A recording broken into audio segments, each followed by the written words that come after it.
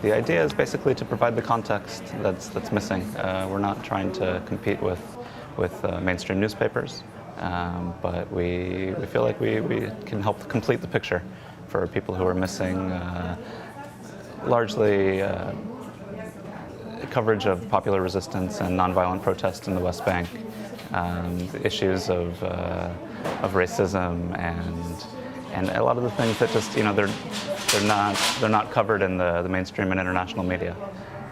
I think the conception and framework of right and left in this country is a little bit skewed. It's different from most other countries. We think of the early Israeli governments as being left because they were socialist, but really the policies, the exclusionary policies, the ethnic divisions that they created, the communities that were for Jews only and oftentimes for Ashkenazi white Jews only. Those policies are not new. That's been around since the very beginning. So I think that what's changed is, number one, that the world is paying much more attention. Those things over time they've just become more clear, and as they have, people have been forced to reckon with them more, and therefore take a clearer stance on whether they think it's an okay thing or not.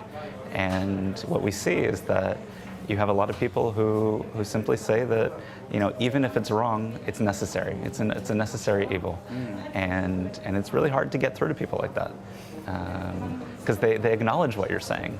They don't want to do anything about it, and I think that represents a lot of Israeli society. I think efforts to paint Israeli society as inherently racist or oppressive by nature, it's wrong. People are the product of the education and political and social system that they come through, and this system has told them that it might not be the perfect situation, but it's what we have, and we have to do it. And I'm under no illusions that our journalistic work is going to change the world or change people's perceptions overnight and lead to policy changes in Brussels and Washington, but at the very least, we can help people understand a little bit better.